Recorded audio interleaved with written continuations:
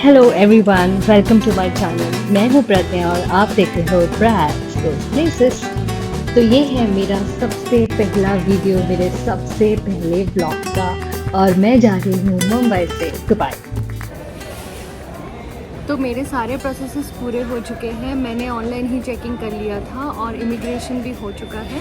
Security check in में दोबारा check करना पड़ा क्योंकि मैंने एक्सेसरीज़ रखी थी और मैं भूल गई थी वापस पाउच वाली एक्सेसरीज़ बाहर निकालनी और पर वो फटाफट हो गई क्योंकि आज तो रश ही नहीं है। मैं सरप्राइज़ हूँ कि संडे को तो इतनी भीड़ होती है।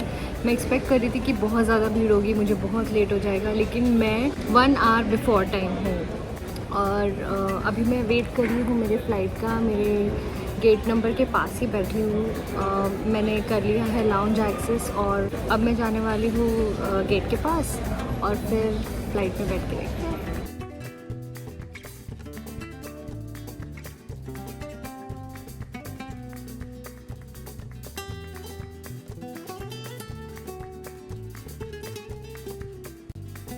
अब लगभग 3 घंटे के सफ़र के बाद मेरी फ़्लाइट लैंड हो चुकी है और मैं पहुंच गई finally Dubai. Dubai international airport दुनिया के सबसे बिजी एयरपोर्ट्स में से एक है और ये है ग्लोबल ट्रैवल हब भी, क्योंकि यहाँ पे है 3 टर्मिनल्स जो कनेक्ट करती है ओवर 240 डेस्टिनेशंस को।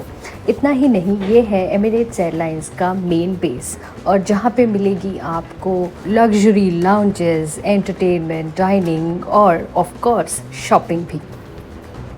और ये एयरपोर्ट अपनी modern design, smooth travel experience और फास्टेस्ट सर्विस के लिए पॉपुलर है।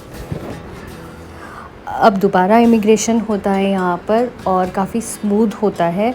बेसिक क्वेश्चंस पूछे जाते हैं, हालांकि डॉक्यूमेंट्स में से इनको पता ही चल जाता है कि आप कितने दिन के लिए आए हो, फर्स्ट टाइम आए हो या बार बार आते रहते हो, लेकिन फिर भी आपका कॉन्फिडेंस लेवल जानने के लिए पूछ लेते हैं कि is this your first time और कहाँ पे रहने वाले हो, आपका कोई फैमिली, फ्रेंड्स या रिलेटिव्स में से यहाँ पे रहता है क्या, आप उनको विज़िट करने वाले हो क्या, उनके साथ रहने वाले हो या होटल स्टे है, etcetera etcetera. But overall experience काफ़ी स्मूथ और फास्ट रहा। अब मैंने ले लिया है मेरा लगेज और मैं जाती हूँ एग्ज़िट की तरफ। मुझे लेने के लिए आए हैं मेरे भैया, मेरे अंकल और मेरा क्यूट सा नेफ्यू। क्योंकि मेरे भैया यहाँ रहते हैं, मैं उनके घर जाने वाली हूँ, लेकिन यहाँ पे मेट्रो और टैक्सीज़ की कनेक्टिविटी भी काफ़ी इजीली एक्सेसिबल है।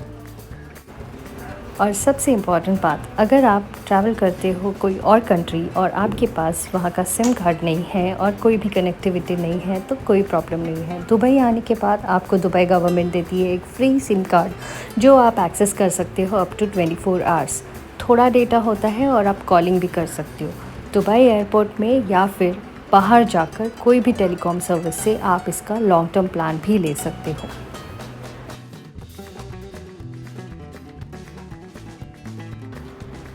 तीन से 4 महीने हुए बस मैंने आरू को देखा नहीं और वो ऑलमोस्ट मेरे हाइट जितना हो गया है। अब 2 से 3 महीने के बाद ये मुझसे भी लंबा हो जाएगा। तो आरू के साथ मेरी डील हुई है कि जब तक उसकी हाइट मुझसे बड़ी नहीं हो जाती तब तक वो मेरी सारी बात मानेगा। अब हम आए हैं पार्किंग एरिया में और यहाँ पर पहले हम पे करेंगे जो कार पार्क करी है उसके लिए और चलते हैं कार की तरफ। ये है दुबई एयरपोर्ट का बहुत बड़ा पार्किंग एरिया और वो रही भैया की कार।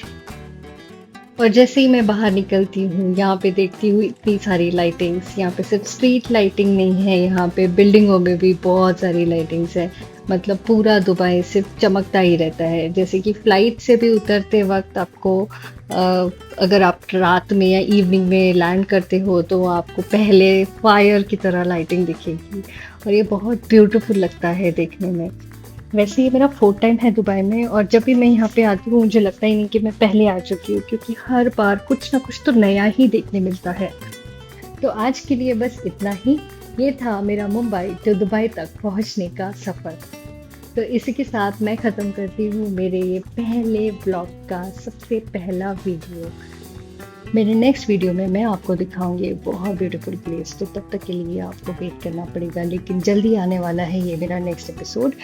तो अंटिल देन, अगर आपको मेरा वीडियो अच्छा लगा तो please like, share, subscribe and hit the bell icon. Thank you.